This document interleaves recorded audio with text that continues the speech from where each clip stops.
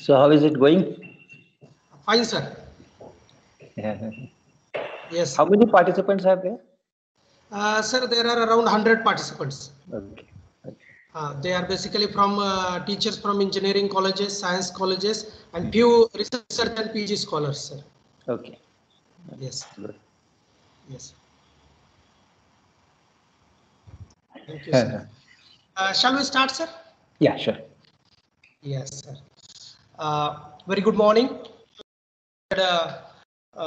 Padma Shri Chandra Verma, sir, and all the dear participants.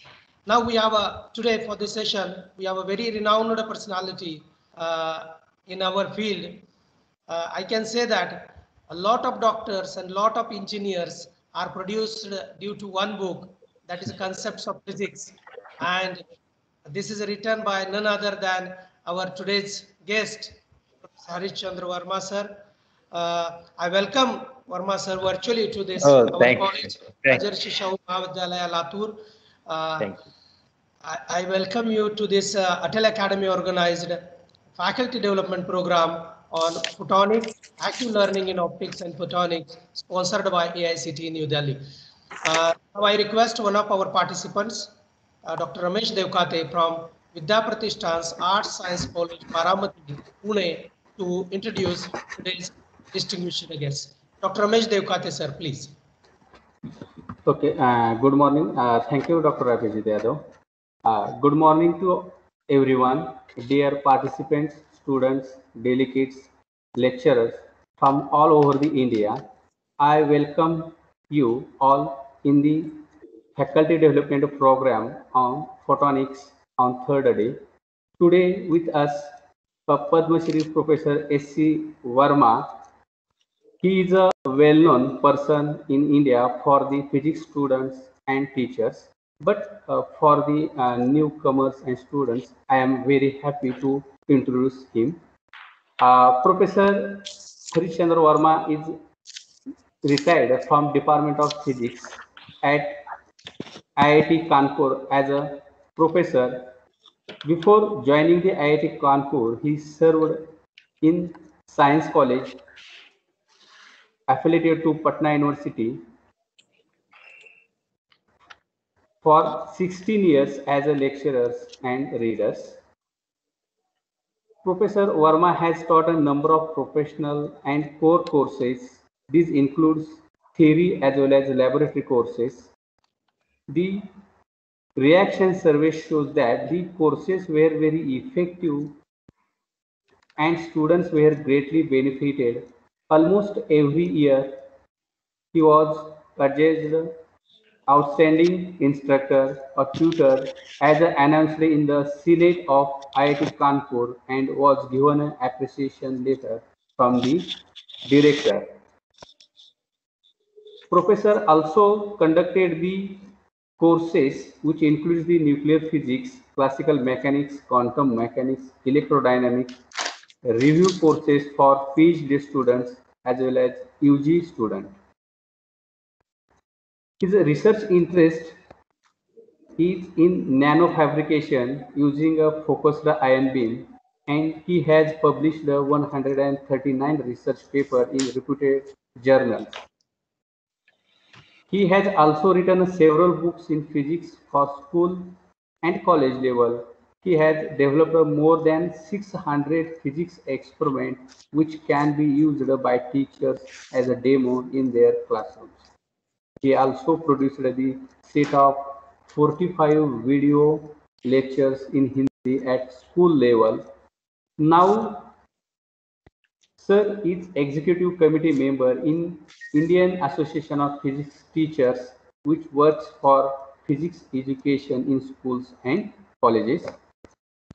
Apart from his academic and research work, he is engaged in social and educational activities from the childhood, and he has been developed the instrumental making group of IIT Kanpur of faculty members and students together, and this group is working with NGO called Shiksha Sopan through various centers in villages around the IIT Kanpur, Shiksha Sopan is a direct daily contact with about 250 families. Under the leadership of Sir, at these centers, Indian values and culture are inculcated together with giving them educational help. Since Sir has conducted the one innovative program, this Shiksha Sopan, and this through this Shiksha Sopan, he runs the various scholarship programs and which helps the poorest of poor to continue the education. And there were several cases where the family was about to stop the education of girl child, but because of this Shiksha Sopan scholarship, girl could continue her education. Through our this through this Pratibha Sopan Yojana, they reached to thousands of children from which is away from the school or which is now present staying in villages. They have identified the best talent hidden in the interiors and given them a residential summer camps at IIT Kanpur. Then currently, Sir is executive committee members of Indian Association of Physics Teachers, that is the IPAT, which works for physics education in schools and colleges. In 2011, Professor Verma initiated the new project, National Avanshika Network of India, or NANI, which has become a flagship program of IIPT. In 6 years, this chain of science laboratories for innovative work by students and teachers, Avanshika, are established in 22 cities in India and it's spread over in the wide territory. About 1,000 schools and colleges are getting benefited from this project and a number of activities for teachers, motivations and training, and they are developing the teaching aids, etc. And, and these are going through these centers.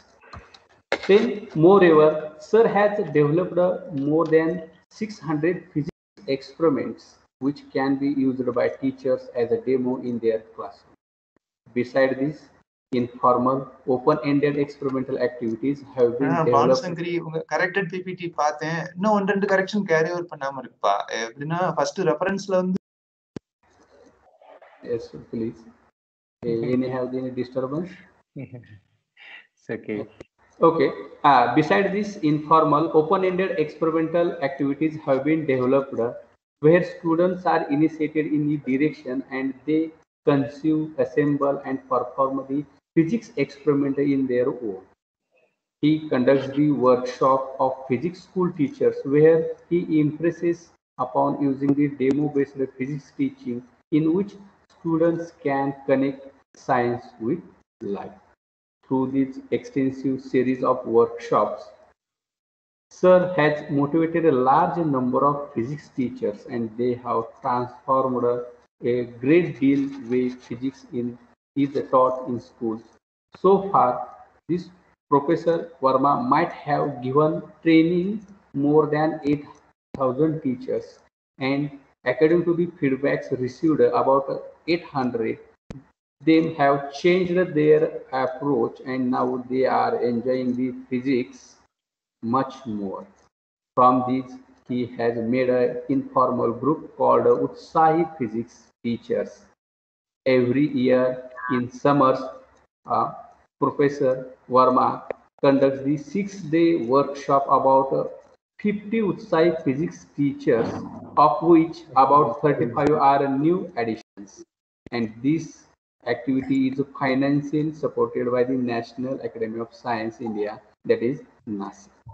So here, this is the very huge work in physics for the teachers and students. So I will request to respected Professor S.C. Verma sir, and please start his lecture on colors from colorless. Please, sir. Okay. Thank you, Ramesh ji. You have done real extensive research on me. Okay. Because all these information are spread over different parts, and you have collected them all together. So thank you very much for doing this hard work. Oh, okay. Thank you, And sir. thank you, the college, Rajarshi Mahavidyalaya, for inviting me in this faculty development program. Initially, when I saw the topic, photonics is not my area. And I tend to decline the request. But then the request was that, okay, go for any topic of your liking related to optics, and that can be adjusted in the program. So thank you, organizers, for making that accommodation, okay, for me. And and today I will not be talking of deeper theories or deeper applications, because I saw your whole schedule, and there are excellent speakers and excellent topics chosen, and you must be enjoying all those sessions, and enhancing your knowledge or enhancing your future prospects of using this in your research and other things. So today I will be talking more of an entertainment to give you a break from all these this deeper thinking and deep.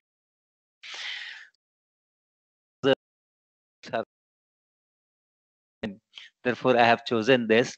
And in this, I will show some pictures, some slides, some videos, and some discussions on how colors appear. The things which seem to be colorless, they give rise to color if you slightly make some shifting, some rotation, some mechanical thing, and slight adjustments, and you say all of a sudden you see colors from what seems to be colorless. So let me start my talk with a presentation. So let me share my screen, and then that will make my life easy. All right, so this is the one. This is the one. And this is my first slide. And I make it full screen. So that's it. Huh? So this is the topic colors from colorless. So let me start with the first question. The first thing is the world is beautiful and diverse, and some pictures.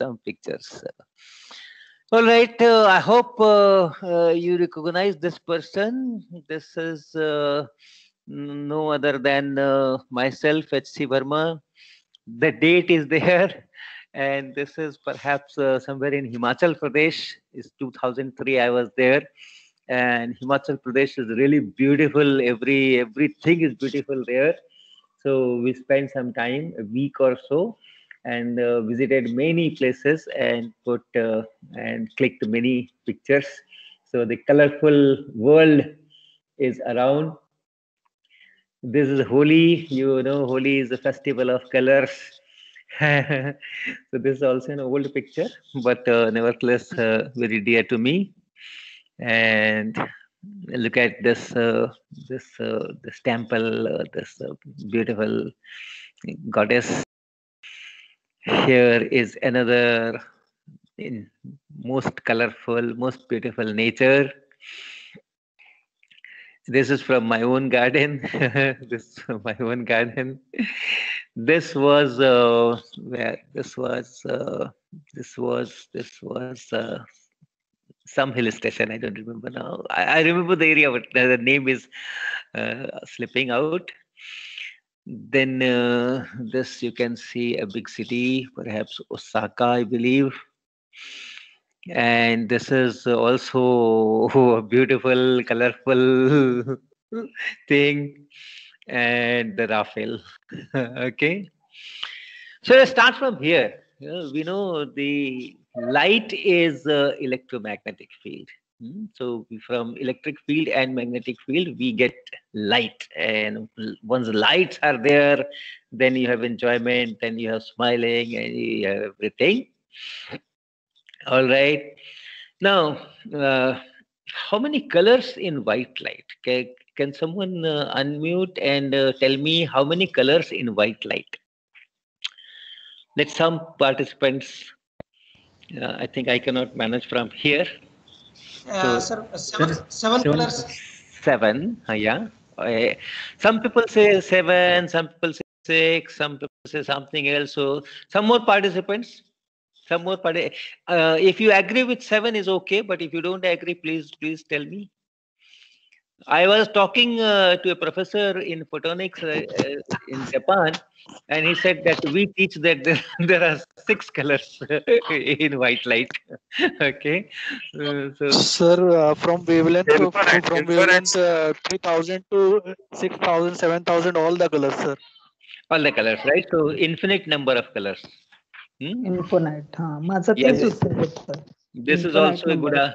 yeah. This is also a good answer that since it is continuously varies from some 4,000 angstrom to 7,000 angstrom, 400 nanometers to 700 nanometers, and each wavelength corresponds to a color, right? And therefore there are an infinite number of white lights, infinite number of colors in white light. Good, but now, as I started in the beginning slide, light is a combination of electric field and magnetic field.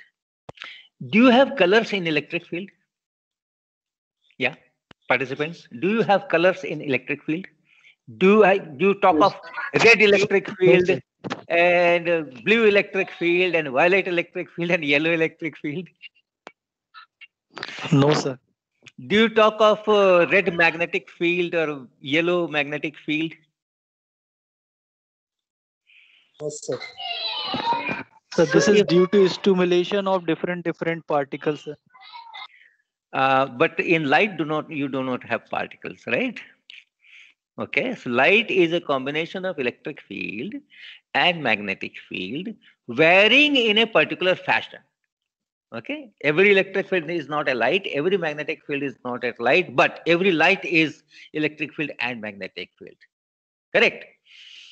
So the fields can vary in a particular fashion, but still they will remain field. Whether it's 700 nanometer or 500 nanometer or 15 nanometer or 400 nanometer, the electric field will be electric field and magnetic field will be magnetic field. What does wavelength do? Wavelength only says that 400 nanometer apart, if you take 2 points, you will get the same electric field at these 2 points. You will get the same magnetic field at these 2 points. So where is the color? Where is the color? Where is the color of light? Do you have red light and yellow light? You only have 700 nanometer wavelength light and 500 nanometer wavelength light. So your fields are colorless. Okay? Your fields do not have colors.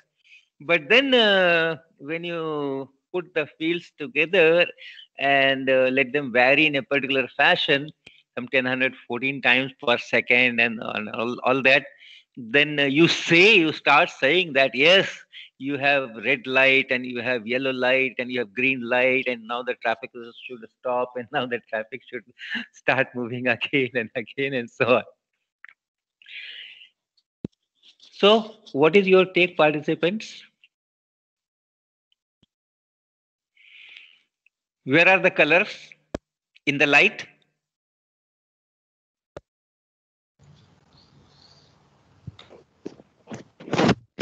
Yeah, please Actually, sir, answer. this electromagnetic wave hits some particle.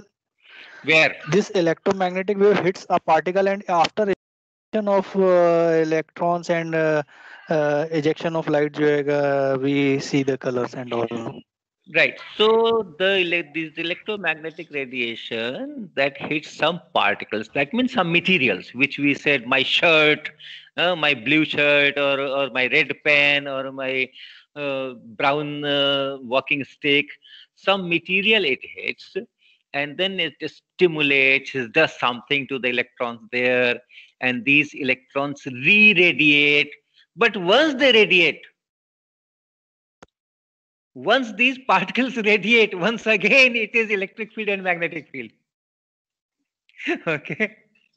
The electrons there might have gone into certain orbits, or they are excited, or they have gone into some kind of and that. But where is the color? Are electrons colored? Do electrons, when in excited state, become colored? And in lower energy levels, they are not colored? Is that the case?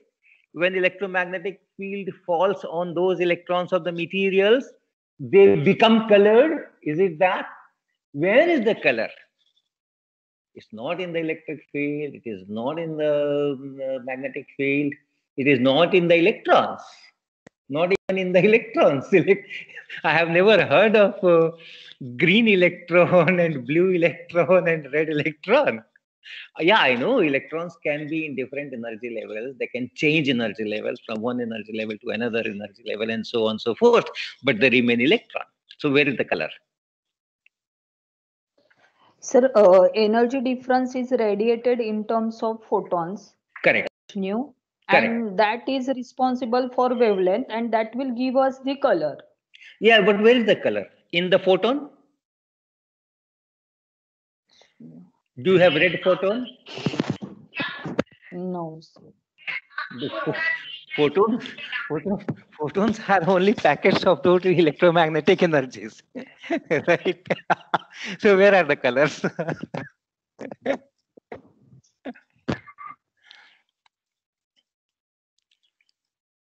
And where do the colors go away when you have dark?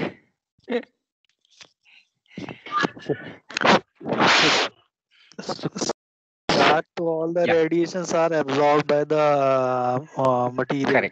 Correct. So if the radiations are not there, the colors are not there. Does it mean that radiations contain color? And remember, your radiation is nothing but electric field and magnetic field. Okay. In eye, they stimulate some liquid kind of thing, sir. Okay. Then When light of different wavelengths fall into the eye, okay, they finally go to our retina. There's some liquid kind of thing here, vitreous body. This is the liquid.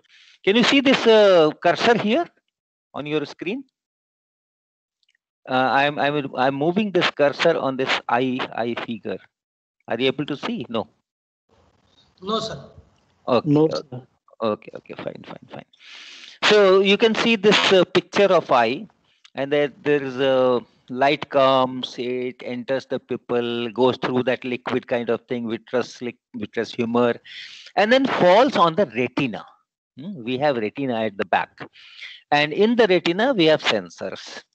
And when light falls on those sensors, some kind of electric voltage pulses are created, and those go into our mind through what we call optic nerves.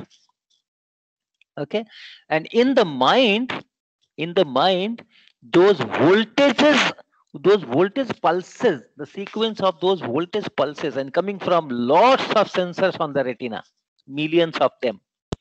So all these voltage pulses, which are coming from different parts of the retina, different rods and cones of the retina, all these voltage pulses are in the mind, are used to create some kind of feeling that we say colors. Is that right? The colors come only in our minds. Right, sir. The colors come only in our minds, and it is a processing result, right? As you when you go for CT scan or MRI, what do? They create some voltage signals in whatever way. in whatever way, they create some voltage signals, and those signals are processed in the computer to create that image. Okay, in a simple photography, when you click your photo from the mobile, then whatever is the object, it is directly imaged in your camera. But all these these scans, all these scans which you undergo sometimes in a hospital, what do they get out of those wires, right? From those wires which are connected to the computer, which are connected to whatever signal or our travel to the computer wires. So what travels through wires? It's only the voltage signals which are traveling through wires, and these voltage signals are processed there by the software to create that image of your internal organs. So here also the voltage signals which are coming from those retina sensors, they are processed, and then this processing creates in your mind that okay, this is red and this is green and this is yellow and this is pink and this is brown and this is this hue of red and it is not this hue of red and all those colors. So the colors are essentially an illusion which are created in our mind. Okay. Nevertheless, this is a beautiful illusion. It's a very, very beautiful illusion. Our world becomes colorful because of this only. So if I ask you, where are the colors in light? No, light is colorless. Light is electric field, magnetic field. Eyes, no, eyes only create voltage signals. Eye does not create colors. It's not that 1 microvolt will be red and 10 microvolt will be yellow. These are voltage signals. So pulses. It's the mind which creates the colors. Okay, right. But different wavelengths of light or frequency create different color perception. That is perfectly all right. Right? If the light of 400 nanometer falls on my retina, it will give a different kind of voltage patterns. If 500 nanometer light falls on my retina, it will create another kind of voltage distributions, and so the perception will be different. That final picture will be different. So different wavelengths are finally responsible in creating those colored perceptions in our mind, and we assign that wavelength that color. If 440 nanometer wavelength falling on the antenna on the retina gives me signals which when processed gives me a feeling of blue, we say that 440 nanometer light is blue. Blue light is coming. So blue light is not coming, but yes, there is a connection. 440 nanometer wavelength creates that sensation in my mind that it is blue. And if we understand that, then it's all right. When we say 440 nanometer light is blue, it's okay if I understand that. When I say that 440 nanometer light is blue or 700 nanometer light is red, if I know that it is not red light, it is light, it is electric field and magnetic field. But when this will fall on my eye, the retina will create a voltage pattern, and that voltage pattern will give me the perception of red. So with that understanding, if I'm saying that light has 700 nanometer wavelength, which is red, and 440 nanometer, which is blue, 590 nanometer, which is yellow, it's all right. It's all right. Okay. Now here is another question. You have water in this beaker, and yellow light is falling from outside, from air, and then it is entering water, and 1%, capital A, is is in the water itself. It's a tank, it's a big tank, or you can say it's a fish here. So someone is inside the water receiving that light, and then someone is outside the water receiving the light. And on the right side, you see some calculations.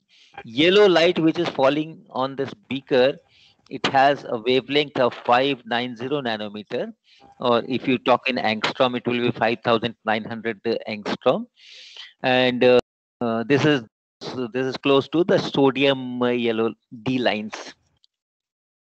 But then when it goes into a medium, wavelength changes, and the wavelength becomes lambda prime, which is lambda divided by the refractive index 1.33, and 490 divided by 1.33 will be very close to 440 nanometer, which should be blue. So the question is, the person A inside the water and the person B outside the water, what this person will perceive? Both of them will perceive yellow, yellow and yellow, or A will perceive yellow and B will perceive blue, or A will perceive blue and B will perceive yellow, or both of them will perceive blue. Your answers. So blue and yellow. Blue and yellow. The person who is inside the water will find the wavelength as 440 nanometers. Huh? Blue, sir.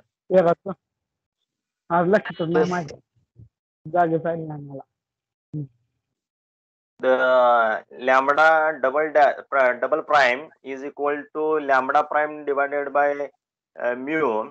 So the refractive index of air medium is 1. Yes.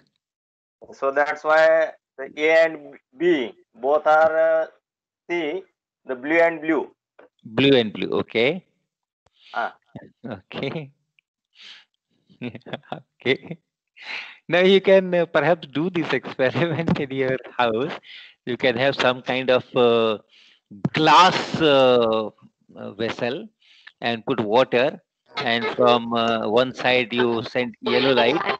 Sending yellow light is not very difficult. Any white torch, you put some yellow, what is called, semi-transparent sheets which are available for decoration purposes.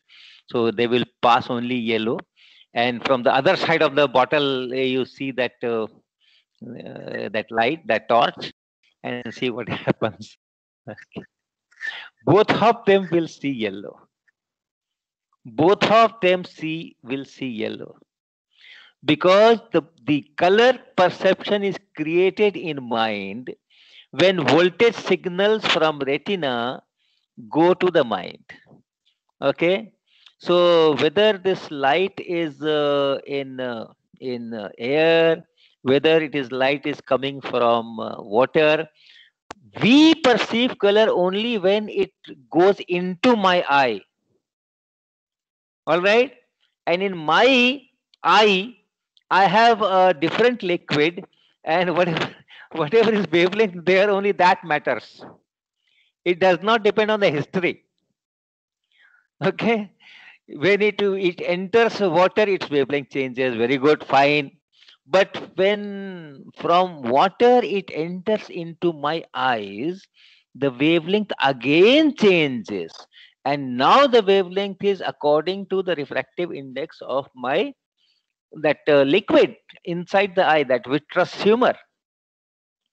Even when I am seeing a light from air, no water anywhere, I have a yellow bulb and I am seeing, okay, the light which is entering in my eye, outside my eye it was 519 nanometer, it was traveling in air, but just before reaching retina, it was not traveling in air. It was traveling in my eye, and my eye had a different medium.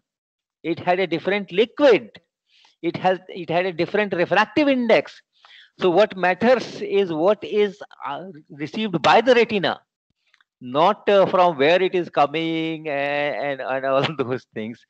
So if you use the same equation, lambda prime equal to lambda by n, you will find that is the retina, is the eye which is important, is the medium inside the eye which is important, because ultimately it has to reach the retina and then create the perception of the color.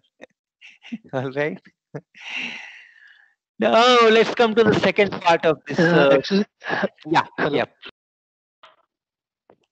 yeah. Sir, Please. if yellow light is coming and water is blue color, then in our eye it appears some different color, I think, or it will be yellow only. Yeah, it will be yellow only unless that yellow light which I have sent into the water, blue water, is absorbed by the particles there, and then those particles radiate a different light which is blue. Okay, that is possible. That is possible. If light is sent to this water and the water is colored, that means there are some particles which preferentially absorb wavelengths other than blue, and they reflect blue only. So if your initial light is predominantly, say, yellow, and it is giving me yellow perception, right? But then it's not a laser, yellow laser. It has a wavelength distribution. It has some blue component, some green component, but predominantly it is yellow, and therefore it appears yellow. Now, when it goes to that blue water, maybe that yellow part or the nearby wavelengths are absorbed more in that water, are absorbed more in the water, and whatever blue part was there, little, that only gets reflected. Then you will see blue. But as wavelength change in the medium does not matter at all. What I'm telling is wavelength changes in the in the material, in the medium, transparent medium, that has no effect on what color I will see, because I will see the color only by the light which is reaching my antenna, and that light is not in water, that light is not in air. Sir, then what's the use of this calculation? Yeah, what? Okay, what's the use of that calculation? This is a very Sir, good question. This is a very good question. Why do we do this calculation? See, the wavelengths are not only related to the colors, right? okay, sir. Wavelengths are not only related to the colors. Wavelengths will decide many other things also. Okay, if you are doing some kind of say optical fiber thing, or optical cavities, or resonators, what should be the separation? If you want to trap this light and do and get some kind of standing waves, what should be the separation so that you have resonance? So wavelengths will have its own role. Okay, let me go ahead. There are many things. Second is this beautiful rainbow. The picture is from a village called Baret in Uttarakhand. We go from Kathgodam, some 4-5 hours of journey by road. So I stayed there some 3 years ago. I stayed there for about a month or so in that particular village. Beautiful village and beautiful surrounding. And one day I saw this Indradhanush, this rainbow. And my mobile camera could not capture the entire rainbow. 2-3 frames I had taken. One frame I'm showing here, and on the left side, this much more. This arc is much more on the left side, and I have second, third frame to capture this whole rainbow. So how is rainbow created? Rainbow is created when sunlight falls on the water droplets which are hanging in air, and then they get refracted, reflected, and again refracted, and then reach us. So this is the general thing I know. But now there is a question. I have shown 3 points on this drop: small a, small b, and small c. So at small a, the light is entering from air into water. At point B, it is reflected, and at point C, it again comes from water to air. Right? Now the question is, do you have total internal reflection at point A or at point B, or at point C, or you don't have total internal reflection everywhere, anywhere? That's the question. Tell me the quick answer. Sir, it will be at B. Index changes. B. Sir, there will be no internal reflection at any point. Yes, sir. No At total everywhere. internal reflection at any time. Yes, Okay. total internal reflection at any point. No, At A point. At no, A it's point. not at any point. At any point. Okay. It will not be there in at any point. Hmm? Yes. Any more people? Will G, sir? Will? At B. Yes, sir, at B. At B. No takers for A At and C. At point C. Final At point C, sir. At point C. Okay. C, sir. C is the final. C is the C. final. I'm talking of total From internal reflection. Okay. Total internal reflection. I'm talking of total internal reflection. Right? from denser to rarer. Sir, that water droplet has certain refractive index, so there is no total internal reflection possible. There's no total internal reflection. Okay. Okay. So water has refractive index of 1.33, and therefore there will not be any total internal reflection. Yeah. But when does total internal reflection take place? Sir, TIR will be When Sir, angle of incidence is greater than Critical the angles. critical angle. Correct. The angle of incidence. Correct. So it should go from denser medium to rarer medium. That's first To rarer. condition. That's the first condition, right? It should go from denser medium to rarer medium. Rarer. At point B, point B, it is trying to go from water to air. So that first condition is met. The second condition is that there is a critical angle, and angle of incidence is more, should be more than that. Only then you have TIR. So if you work out, the first condition is met at B. It is going from water to air. Total internal reflection could have taken place.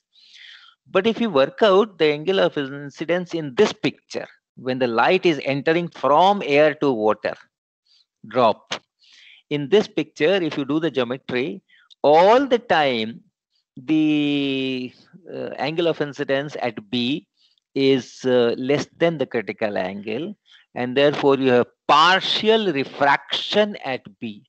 Light does go out from the drop to the air at point B. Part of light, this AB that I am showing, only part of it is reflected along AB, and the remaining goes out in air. Now at point A, do you have a reflection? Or it is all the light Yes, which sir. is falling on Yes. A is entering into water. At point A, some part of light is to be reflected back. There will be some reflection, sir. There will be some reflection at point Reflection. A. Yes. There will be some transmission at point B, and Yes. there will be some reflection at point C also, Yes. right? So at Yes. all these 3 points, you have reflection and refraction taking place together. Now another question: when you see the rainbow, as I showed in that previous slide, you see red, you see green, you see violet, you see yellow. All the colors are there. Indradhanush ke sabhi colors hai. Now, all the colors are coming from the same drop, or red is coming from a different drop, violet is coming from a different drop, yellow is coming from a different drop. It's the same person looking at that rainbow. All colors Sir, from different particles, sir. because different particles. different wavelengths have different refractive indices. So when light enters into the drop, it splits into different colors. So that's perfect. That's perfect. What I see in my eye, that's important. Okay. What I see in my eye, each color comes from a different drop.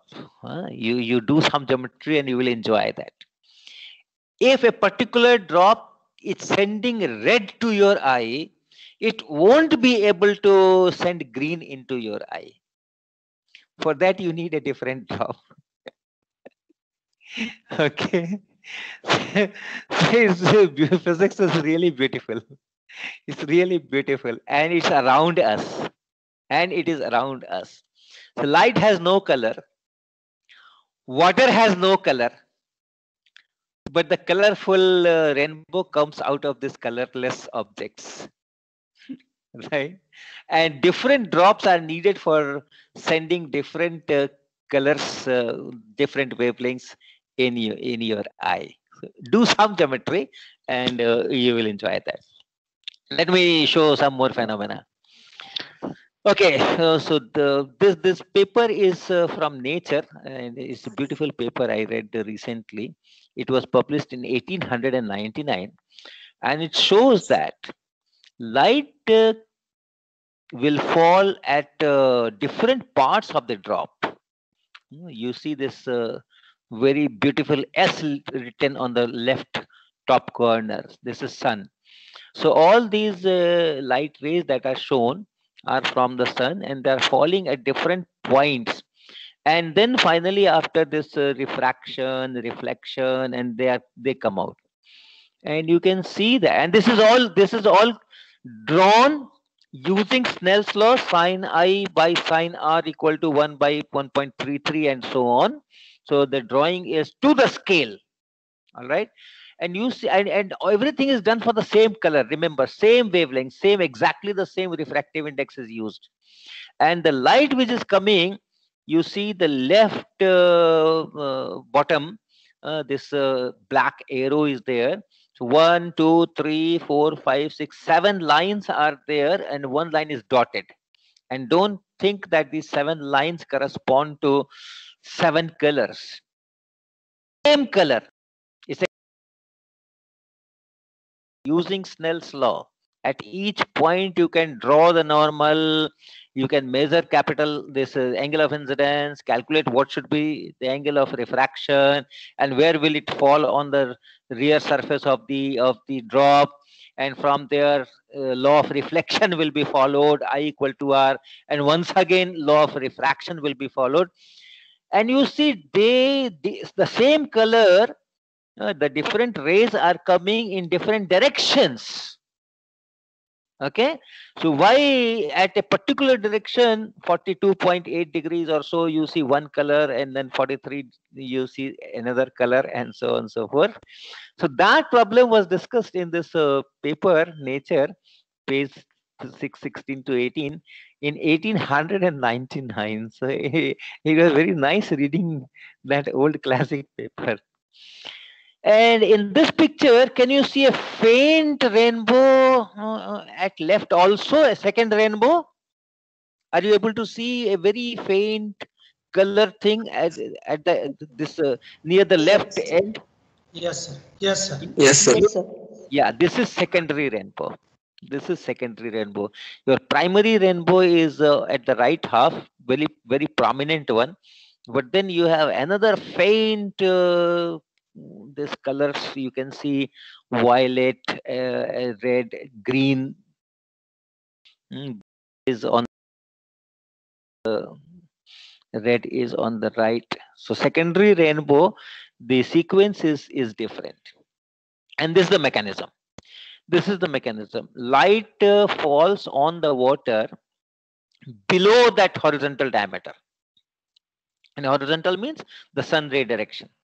And then it goes one reflection, and then another reflection, 2 reflections in, and then it comes out, and the secondary rainbow. So why is intensity of secondary rainbow so low as compared to the primary rainbow?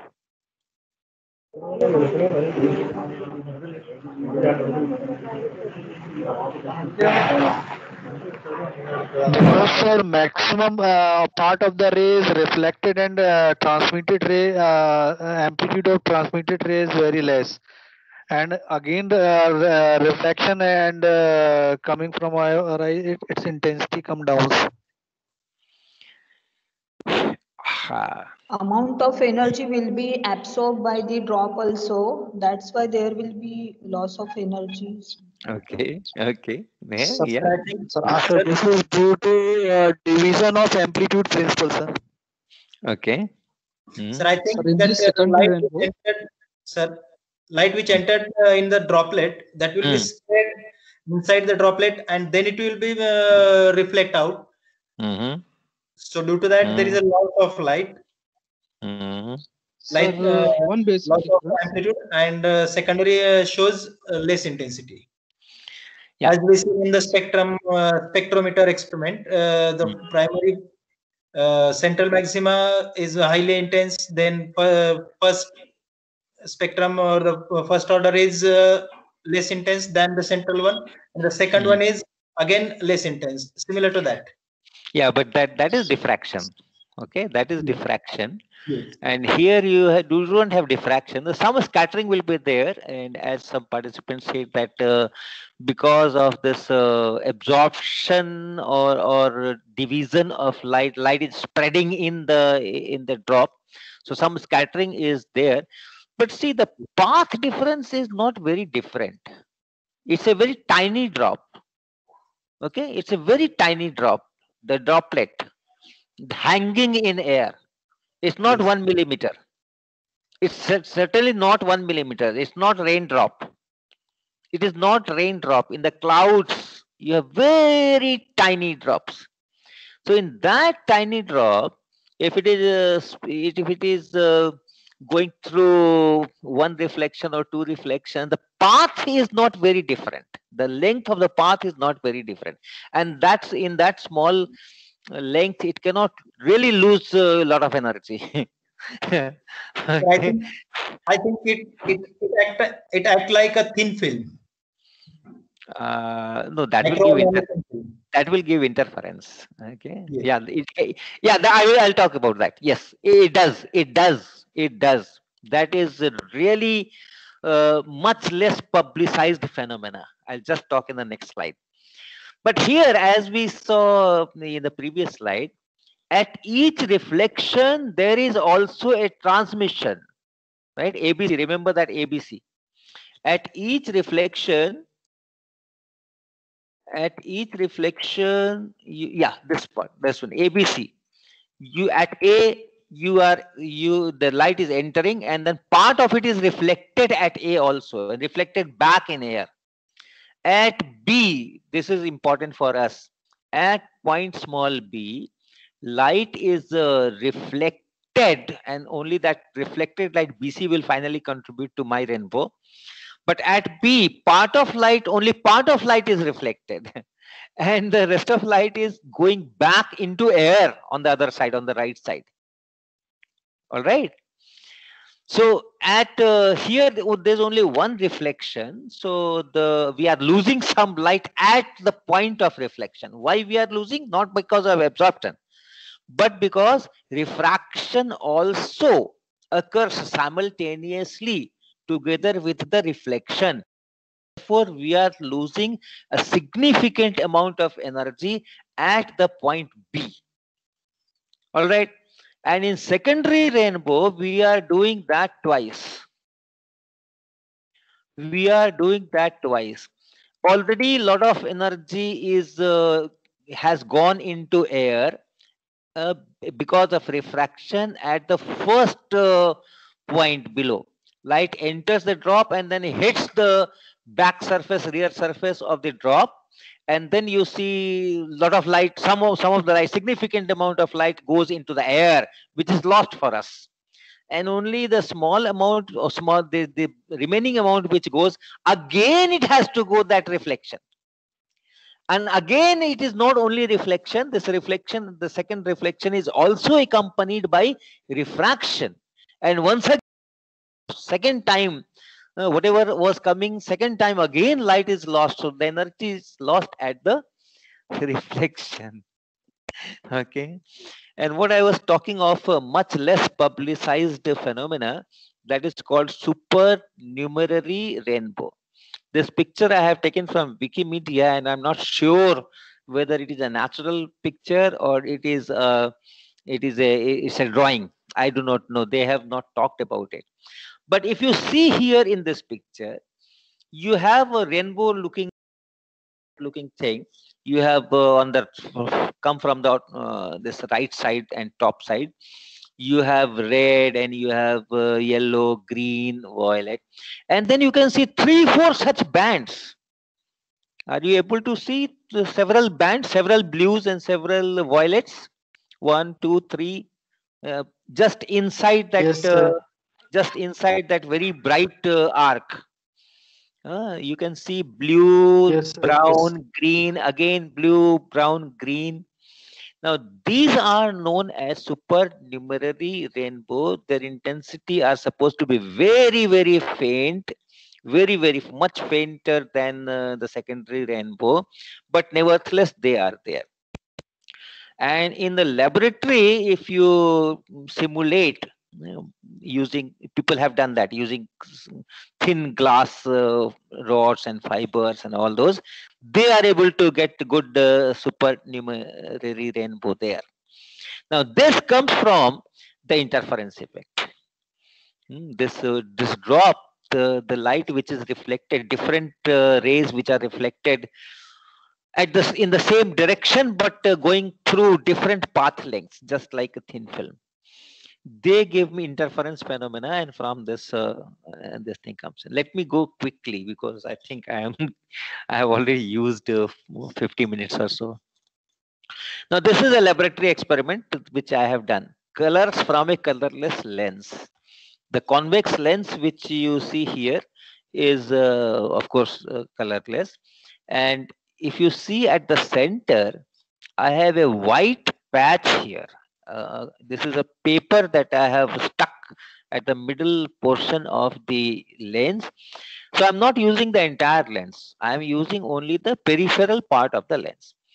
And then on the left side in this figure, you can see a bulb glowing, a torch bulb glowing. It's giving me white light, slightly yellowish, but it is nevertheless a white light source, torch bulb. And then this light from the torch bulb will go through this lens and will fall on the screen. That white screen on the right side, you can see the white screen. And the light will fall on white screen. And then you will see that on the screen, you will see colored patterns. So let me show that. Yeah, this will be a video. This will be a video. We have dimmed the light of my my room, my laboratory, but the bulb is there, the lens is there, and you already see on the screen that light which is falling on the screen through the lens has some colors. And let me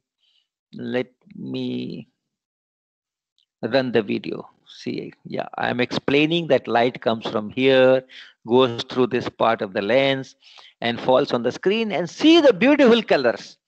See the beautiful colors. Red in the outer part, blue in the inner part. Okay. Yes, and, yes. and inside you have black. That white paper that I had put there, so the shadow of that is black. I'm not focusing it. And then you have blue ring and red ring and all that. And now I'm shifting the lens. And you see that image on the screen. I'm shifting the lens towards the screen.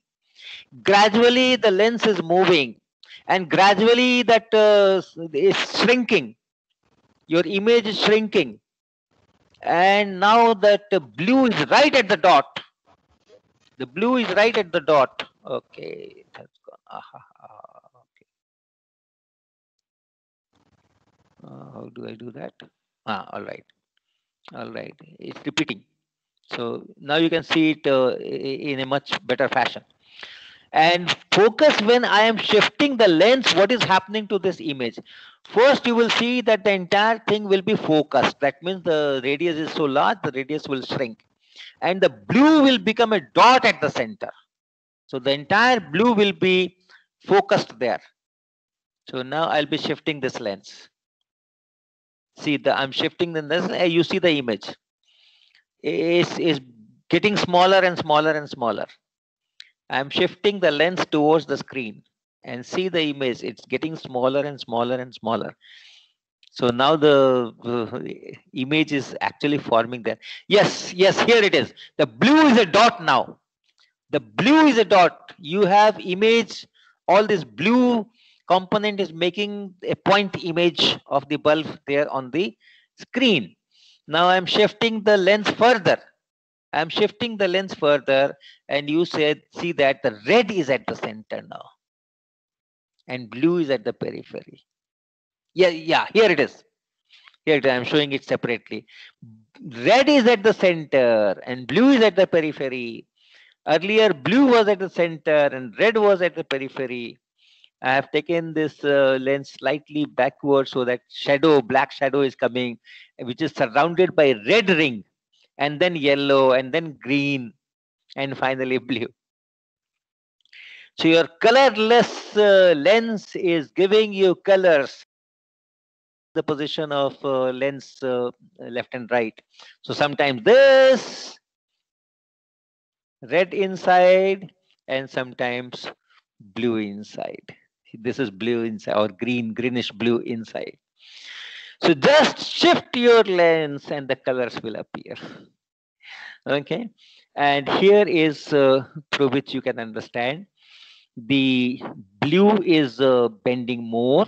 The refractive index of the lens for blue is more, so it is bending it more.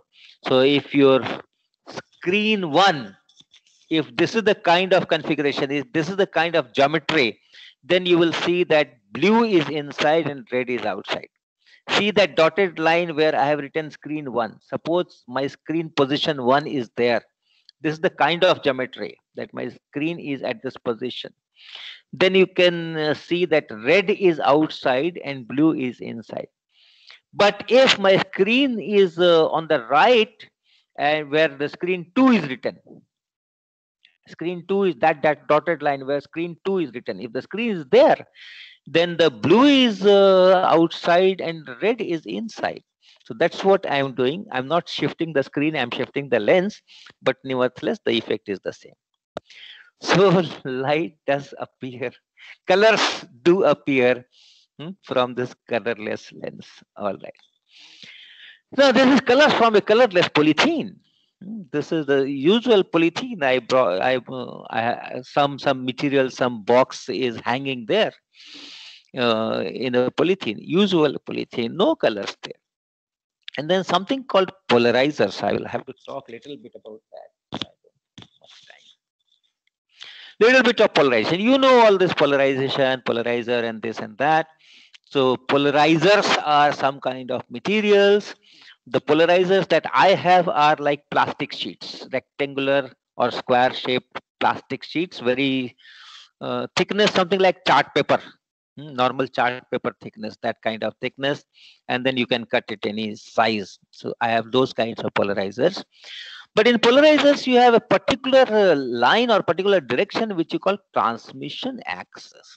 So when unpolarized light, where electric field is spread all over, randomly changing, when that falls on this polarizer and goes through the polarizer, only the electric field which is parallel to the transmission axis that gets transmitted, which we call linearly polarized light. And then if you put a second polarizer in front of the first polarizer and then rotate it through 90 degrees, the two transmission axes are at 90 degrees, the entire light is blocked. And if it is not 90 degrees, then part of light is transmitted. But again, the electric field of the transmitted light is parallel to the transmission axis. Okay, so this general thing that everyone knows. Now, don't look what is written there and what is the content. Just is a picture. I will talk on this slide later. Now, don't have to read what it is and what does it mean, etc. It's just a picture. What I will be doing in the next photograph, I will be putting a polarizer, two polarizers on this picture, one over the other. See, there are two polarizers, two plastic sheets, as I said. On the right hand side, I have shifted the second polarizer slightly from the first. So on the right hand side, the wave, the second line, extraordinary wave. So that wave part, on that wave part, you have just one polarizer.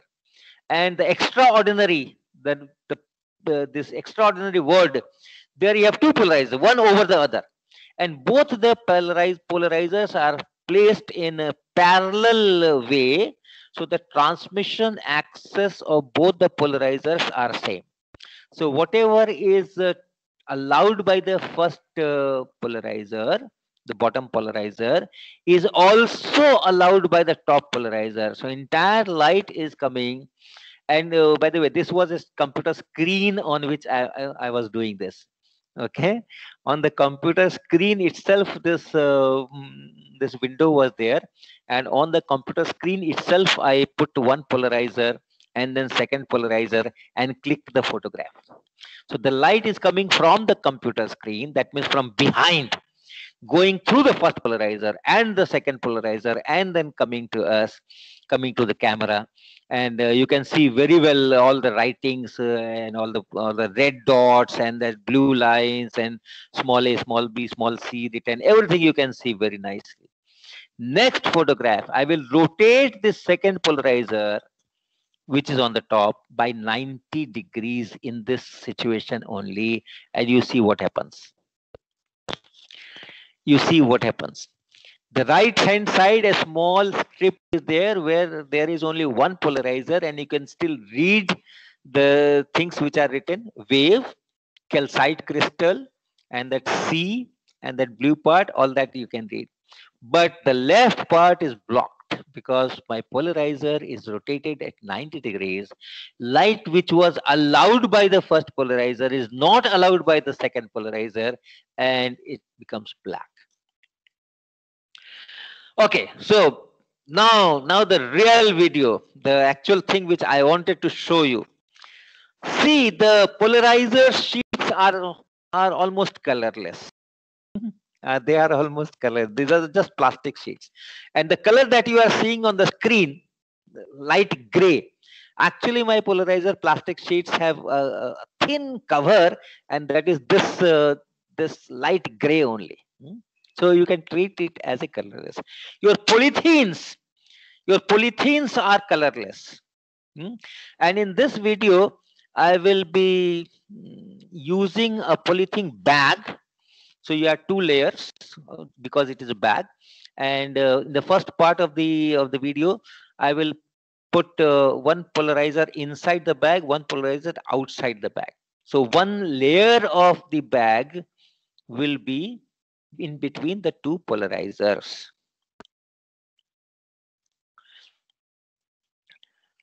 Yeah, this is the bag in which the two plastic sheets are there. I am taking out. And this, okay, this is parallel combination, transmission axis in the same direction.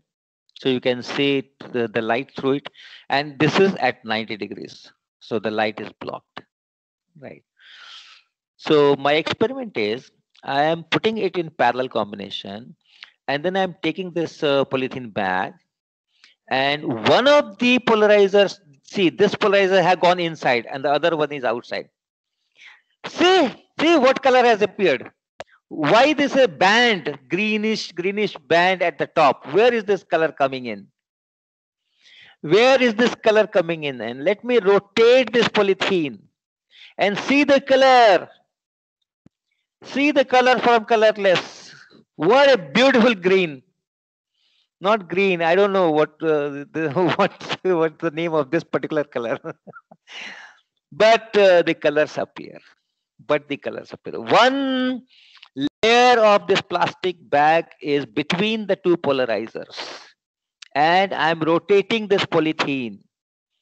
Okay, the second part, I'm putting it cross. No light is passing through. Right? Your two polarizers are crossed and doing the same thing. One polarizer is going in the back, and other polarizer is, you see that band, you see that patti, that strip, and now the polarizer is rotated, and see the color, brown. Brown. You rotate it and you see the color. You reorient the polythene bag and see the color. And see the color of that strip, how it is changing. And in this orientation, no color. The strip is there, but then the remaining bag is not showing any color. Then the next part, what we will do, we will put both the layers, the whole bag in between the polarizer. One polarizer is on the front of the bag and the second polarizer is on the back. And now we are again reorienting and see the color, see the color. What a nice color. Oh, violet. Right. Beautiful violet, beautiful violet. Two layers of the same polythene is giving me yet another color. One layer is giving another color. The different orientations are giving different colors. So that's the kind of colors coming from our colorless polarizers. Now the same experiment with the crossed polarizers. So the entire bag, both the layers will go between the two polarizers. Okay, and see, they are crossed and see the color, yet another color, yet another color. Beautiful, wonderful, wonderful, wonderful. Okay, so have you enjoyed? Participants, bataiye, have you enjoyed? Yes, sir, a lot. Yes, A sir. lot. I Maza- a lot, sir. It's a Yes, sir. privilege for me to learn from you. Okay. Now, if you go into the reasons and the theories and all that, the basic phenomena here is called birefringence. And you have materials which are called isotropic, where all directions are equivalent. And you have materials which are not isotropic, anisotropic, especially crystalline materials, where different directions have different properties. So of those anisotropic, also there's a class of materials which we call uniaxial anisotropic material. So in that you will have one axis, one direction in the material, which we call optic axis. In a polarizer also you have a one particular special direction which we call transmission axis. Now I'm talking of something different now. It is called optic axis in the material. And the property is, if light goes through that material and if the electric field of that light is perpendicular to the optic axis, okay, there is a special direction in the material which we call optic axis. And if the light is going in the material with electric field perpendicular to the optic axis, then your refractive index is say n naught, and it is called ordinary light or ordinary ray. But if the same light is going in the same material in the same direction also possibly, but the electric field direction is parallel to the optic axis. Okay, so the light might be going perpendicular to the optic axis, and the electric field is parallel to the optic axis. If that be the case, the refractive is different, and this particular ray is called extraordinary ray. Okay, so if it is not parallel to the optic axis but still not perpendicular to the optic axis as well, if it is somewhere in between and there's a component of electric field which is in the direction of optic axis, then also the refractive index is different. So the refractive index depends on the direction of electric field in this case and varies between N0 and Ne. So that's the kind of materials which are called birefringent material. Calcite crystal is the very classic example, and this shows a lot of things. Now I come back to the figure that okay, all right, here I am again showing this phenomena. Say initially I have an unpolarized light, left bottom. Start looking at the picture from left bottom. Unpolarized light is coming, and then it goes through a polarizer, and it has become linearly polarized. Now the electric field has a particular direction. After coming through the first polarizer, the electric field has a particular direction, and then it goes through this material, this anisotropic material, this birefringent material, and the optics axis I have written in red, and that direction is vertically upward in this figure. And the electric field of the light which is falling on this material is making an angle theta with the optic axis. Now, you can divide this electric field E in two components, E cos theta and E sin theta. E cos theta is now parallel to the optic axis, and therefore that component will have a refractive index of Ne, extraordinary ray. And this E sin theta will be perpendicular to the optic axis, and therefore it will have a refractive index of N0. So the same light is going. The same light is going. Is the thickness of my polythene. Suppose this is a polythene sheet. Is the thickness of the polythene sheet, light is going through that thickness. But during that, passing through that thickness, it has two different refractive indices and therefore two different speeds. Part of the light is going with one speed and part of the light is going with another speed. The part which has electric field E cos theta, which is parallel to the optic axis of this polythene sheet, this birefringent material, is going with a speed c, small c divided by Ne, extraordinary Ne. Whereas the other part of this light which is crossing this polythene thickness, which has the amplitude of electric field E sin theta, that E sin theta is perpendicular to the optic axis, and that part is going with another speed, c divided by N0. So although the coming out, but the two components have taken different speeds, and therefore the advancement of phase is different. So when this E cos theta, E sin theta, and this resultant E, it was falling yet outside the material, it is yet to fall. That time, this E cos theta, E sin theta, if you still want to break, always break, but they will be in a phase, in the same phase. And therefore, the resultant will be just this E in same direction. But now, this E cos theta and E sin theta, which are perpendicular to each other. Okay, E cos theta and E sin theta are perpendicular to each other. And then they have a phase difference. And if two perpendicular vibrations have a phase difference, then depending on how much is the phase difference, it will become an elliptical polarization. It's no more a linear polarization.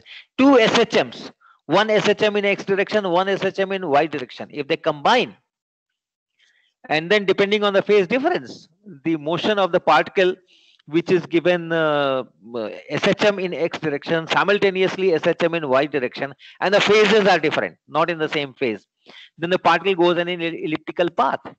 Similarly here, the light will become elliptically polarized. Okay, and then if you put the second polarizer, which has its own transmission axis, then of this elliptically polarized light, how much is the component along that transmitted? Only that component will pass. Okay, so let me repeat the entire sequence once again. Now you are slightly familiar, so you will understand this much better. I start with an unpolarized light, left bottom corner of my figure. And this unpolarized light falls on a polarizer and it becomes linearly polarized with a definite direction of capital E, which is parallel to the transmission axis of the first polarizer. But then this light is to fall, this linearly polarized light is to fall on my birefringent material, which is a sheet, just like my polythene sheet. Your cellophane tape, which you are using for packing the envelopes before doing a speed post. That cellophane tape is also birefringent material. That also you can use here. Many plastics. In your geometry box, you have this 15 centimeter plastic scale. That is also birefringent. Okay, most of the plastic are birefringent because they are stressed, and under stress they become anisotropic. So this light is to fall on the optic axis, and the electric field is making certain angle theta with the optic axis. We break it into two components, E cos theta, which is parallel to the optic axis, and E sin theta, which is perpendicular to the optic axis. And these two will travel the thickness of this material with different speeds. And therefore, they will pick up different phases when they come out of this material. And if you have two perpendicular vibrations with a phase difference, then that it combines to an ellipse. So the light becomes elliptically polarized. Along the major axis, you have large amplitude, then it decreases. Then along the minor axis, less amplitude, and then again it increases, and so on, so on. Now, if you put another polarizer here, after this this birefringent material, then what amount of light will go through? That depends on the orientation of the ellipse, the major axis, the minor axis, where they are, and so on, so forth, with reference to the transmission of axis of the second polarizer. Okay, so certain intensity of this elliptical will pass and the rest will be absorbed. Now this Ne and No, the refractive indices, also depend on the wavelength, right? They are wavelength dependent also. What I'm talking is light of a particular wavelength. For all that, all this description was light for the light of a particular wavelength. But if you change the wavelength, the entire story is different. The entire story, once it enters this birefringent material and it comes out, during that travel of thickness, the story is different because different wavelength will have different values of this Ne and No, and therefore different phase difference.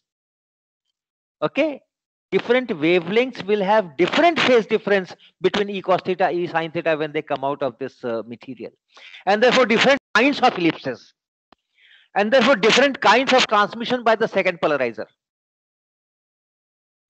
So that is why different colors are appearing. That is why when I'm changing, when I'm rotating this material, the polythene sheet, I was rotating the polythene sheet, and then the entire thing was rotating. So in that case, the second polarizer was fixed. So this ellipse was changing. This ellipse was changing. For different wavelengths, you have different orientations and different theta, different E cos theta, different E sin theta. Refractive indices are changing. That depend on the wavelength. So sometimes green will be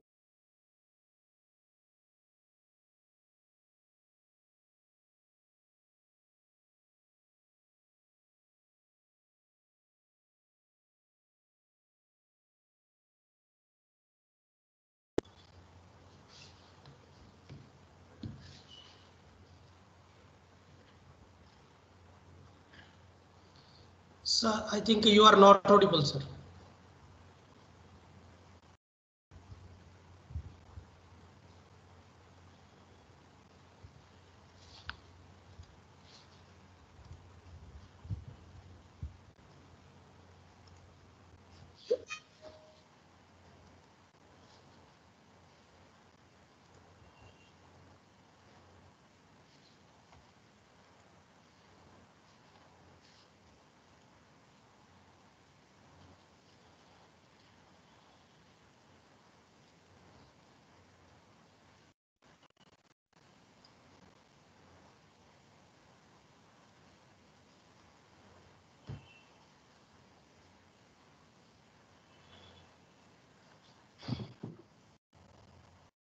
Dear friends, I think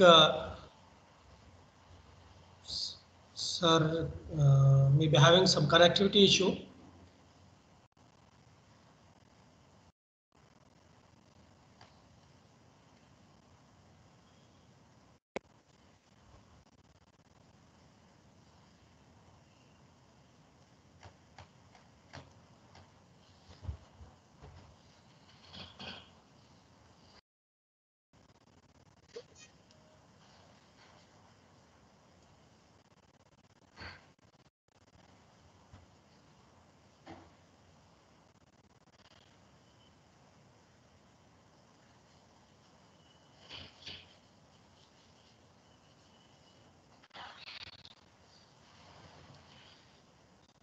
Sir, am I audible?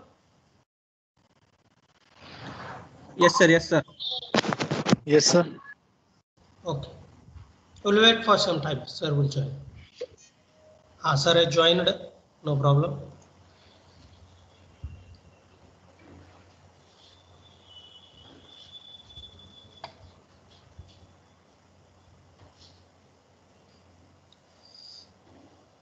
Yes. Sir, you are. Yes, yes. I'm back. I'm back. Okay. Yes, sir. Yes, sir. The power went off. Internet connection dropped. No problem, sir. Please continue. So yeah. So screen share again. Application window. Share. Right. Is it visible? Is my screen visible?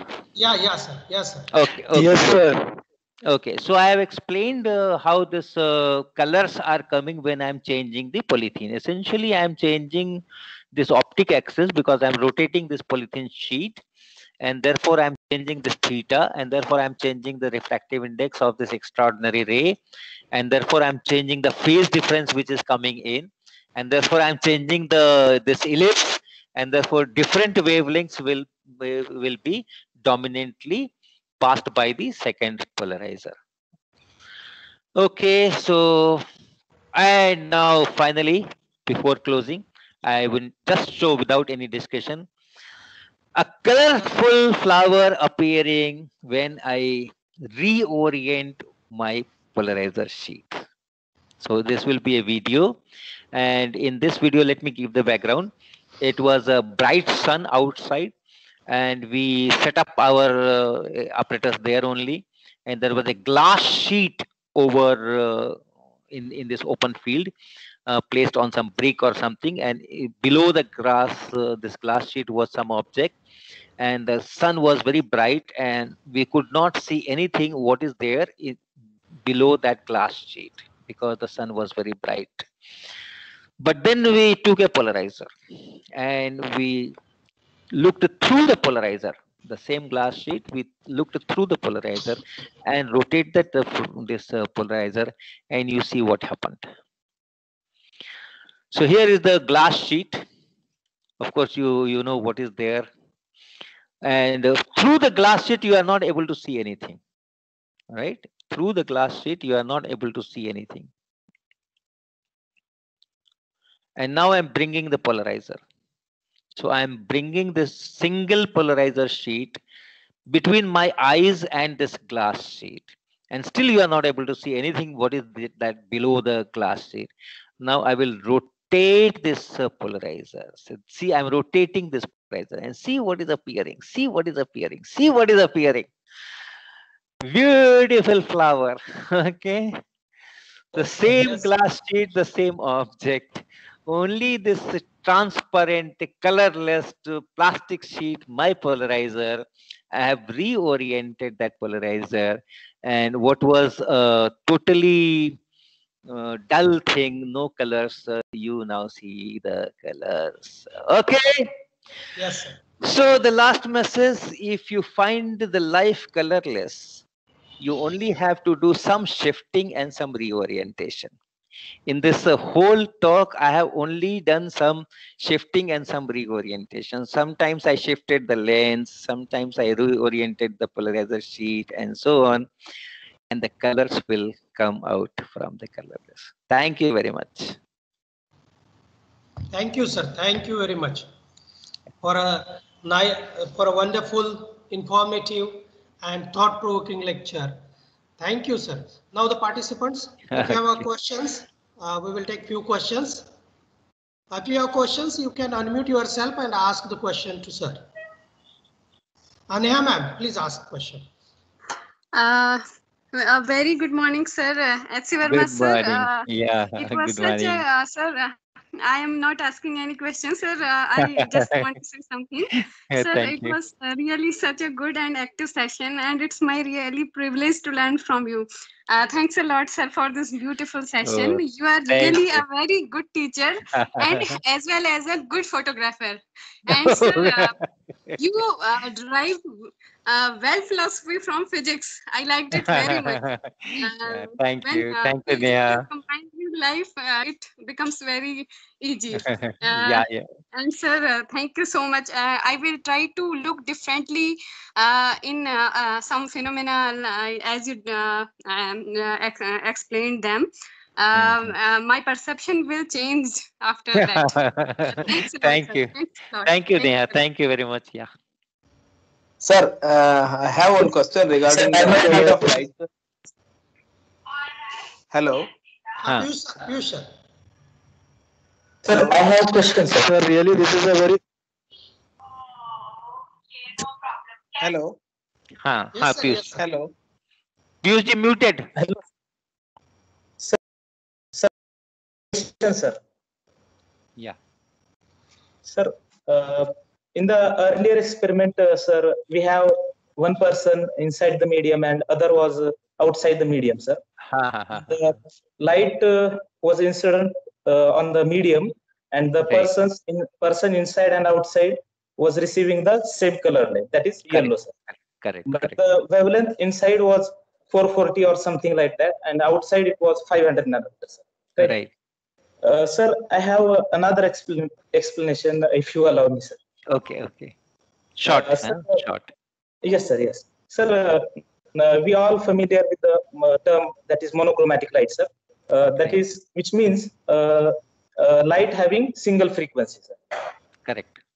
Right. So the monochromatic itself suggests that it is single colored light. Means mono means single and chrome means color, sir. So I think, sir, the color of the light is related to the frequency. And in the same experiment, and we all know that the frequency of the light or anything remains unchanged, throughout. So in this experiment, if yellow color light incident on the medium, the frequency inside and outside remains unchanged, sir. So that the yellow color remains unchanged inside and outside, but the frequencies changed. And sir, the electric impulses in the retina of the eye are created by the frequency only, sir, I think. If it is right or wrong, I don't know. Okay. See, what you are saying is perfectly all right.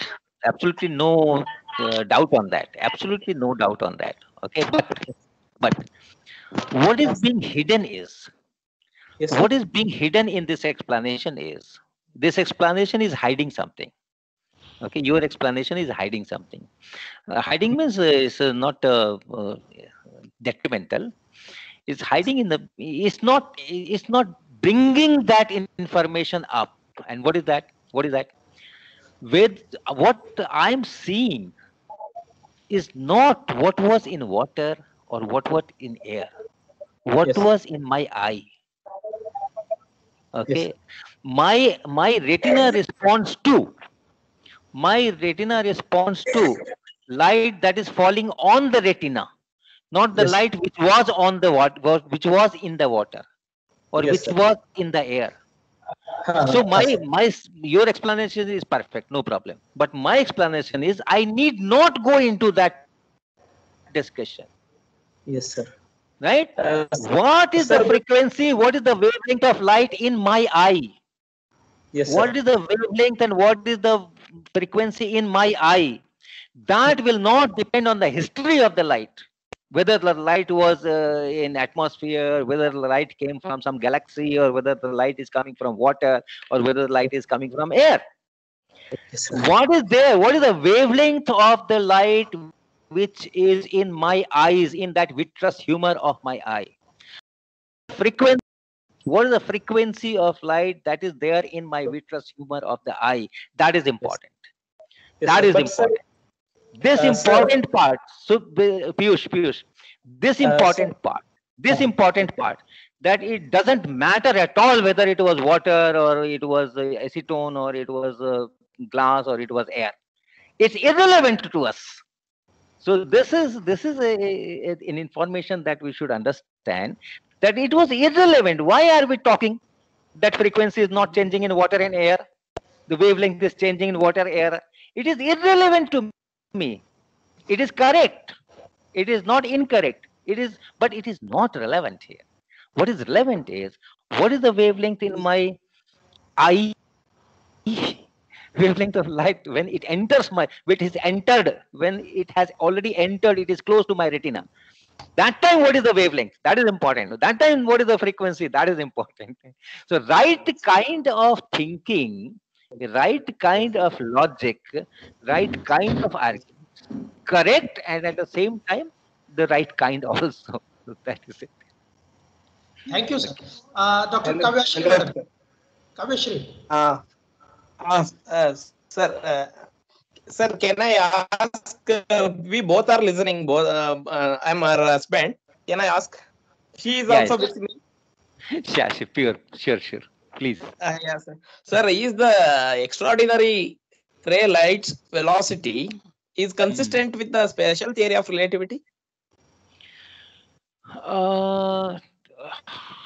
Special theory of relativity, it should be. Why do you think it is not? Because it says actually it's more than it may be more than the velocity of light. Normally it is not, but whether it can be, whether I can design a material where it is, then in that case I can design a material in which case even the ordinary light is can have more than the velocity of that speed. So it's not for extraordinary, it's for the ordinary also. If I can design such a material, people are working on the meta materials and all those things with a very high refractive indices, negative refractive indices, they are talking all those things, but they are all consistent with special theory of relativity, number one. Number two, the change in ordinary and extraordinary in the normal material that I know is 1 or 2% the change in refractive index. Okay, that's two. Number three, what is going with speed? There are some things which do go at speed more than speed of light. Phase velocity in certain situations is always more than that c, like speed of light in vacuum, but that does not contradict special theory of relativity, because you cannot attach any information to that. No material particle goes with that. No information, no energy goes with that. But the phase velocity of electromagnetic wave in certain situations is very common. In fact, it's very common. It can become more than c, much more than c. Okay, sir. I got a new insight. Yeah. Thank you. And Thank you, sir. Dr. Shehzad, sir, your question. Unmute yourself. Yes, sir. Am I audible? Yes. Yes. Yes, sir. I have two basic questions. Yeah. First one is, what is the role of refractive index on the colors? What is the role of? No, I didn't get index. What refractive is the role index. of refractive index on colors? Mm. And my second question is, what is optics axis in plastic and how to decide optic axis in the last experiment? Okay, the first question I think we have already talked about. There's no role of refractive index. Okay, the colors are generated in the mind, and colors depend on the response of my retina, the rods and cones, the millions of sensors there. Okay, so the light which is falling on the retina, only that will decide what color I will perceive.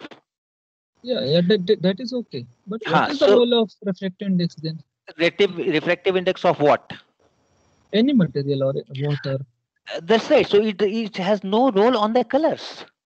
It has role on many things. You can create a convex lens because glass has a refractive index of 1.5. Okay, Yeah. you can design. You need this much power or this kind of telescope. So you can think what material, what refractive index material I should take that will give me the right result. Right. So the refractive index has hundreds of influential roles. But as far as the colors are concerned, the refractive index of lens or the refractive index of water or the refractive index of any material through which the light is coming and finally falling retina in my eye, that color will have no role. The refractive index will have no role in my perceiving the color. But so dispersion takes place in the changing refractive index. Dispersion effect takes place. That's right. That's right. Very, very correct. Very correct. Dispersion relate means the different wavelengths, the light of different wavelengths, which are mixed up initially, they are separated. They are deviated by different amounts. There's not color independence. The color is something is in my mind. Remember, color is something which is in my mind. Different wavelengths are separated by are deviated by different angles. Not different colors are deviated by colors are only in my mind. Yes, sir, wavelength. When the wavelength are dispersed, then they stimulate different parts of eye at different with different energies. That's why we see different colors, I think. That's right. That's right. When light of different wavelengths in a vacuum, when these light enter in my eye, the wavelength changes. No problem. Forget about that. In my vitreous humor, the wavelength is very different. From 400 nanometer and 700 nanometer, it does change, but doesn't matter. Whatever was in the vacuum, that I will say the wavelength of the light, when that falls on the different retina portions, then different wavelengths will cause different voltage responses, and therefore it will give me perception of different colors. Okay, so the role of refractive index in dispersion is to separate out one wavelength as one bundle. Initially it is all mixed up, and therefore it's white. The perception where all kinds of wavelengths are created, all kinds of voltages are created by my retina mixed up, and then the processing goes on and it tells me that okay, this is white light. But the role of dispersion or wavelength dependence of refractive index is that now 400 nanometer is in a separate spatial zone and 500 nanometer is in a separate spatial zone, and so on. And if that light is falling, then I can see the color separately. Okay, when this red light is creating voltage impulses, only the red light is creating that impulse. The green is not there. So to separate out the colors, separate out the wavelengths, that's the role of refractive index. Correct, sir. Dr. Bharti Patil, madam, please ask your question. Sir, what about my second question? Hello. Hello. Optics X. Hello. चलो देखते हैं. Sir, good morning. Sir, good morning. Good morning. Sir, myself Bharti Patil. During lockdown, I have attended your one of the course, that is learning physics through experiments. It was very nicely conducted. Yes, I also attended. Myself and my students have attended the course. It was a beautiful learning experience. Sir, it was always a fun of learning physics from a teacher like you. Thank you very much, sir, for imbibing a different perspective in our mind related to physics. You have taught us how to teach difficult concepts beautifully and colorfully in a simple way. Thank you very much, sir. And today's session, I am taking one question in mind, that what is mind? Okay. Yeah, that you will have to It find is out a yourself. okay. Thank you Yeah. very much, sir. Thank you very Okay. much. Okay. Thank Komal, Thank please you. you. ask your Thank you, question. Bharati. Thank you. Thank you, sir. Thank you, Bharati. Yes. Thank you, sir. Thank you. Thank you, Bharati. Komal ma'am, please ask your question. Good morning, sir. Good morning. Very good morning. Sir, I want to know, can we make polarizer at home? Difficult. I am trying. I also tried, but it's difficult. It's difficult. People say that. Yeah, not people say. I have also seen it. That if you have mobile phones which are not usable, and if you can take out the screen, that screen itself is a polarizer, or the calculator screen. So any liquid crystal LCD screen, that is a polarizer, and you can use that. So these polarizers are slightly costly also. When I purchased it, I tried for a cheaper version, but I didn't get. And so these are costly also. The polarizer which I was showing you, that was, I think, something like 300-400 rupees one square sheet. So maybe some two, at least you need two. So some 600-700 rupees your institution has to spend to have one set of polarizer. But these polarizers are very handy. These are very handy. The kind of things that we have generally in the laboratory, fixed in a tube and which can be rotated, and this measurement is there, angular marking are there, rotation scale.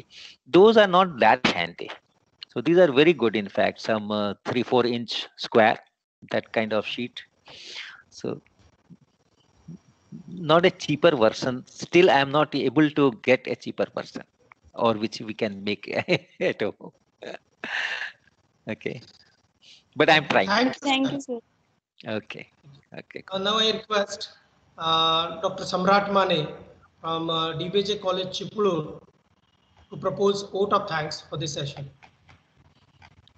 Samrat Mane sir, are you there?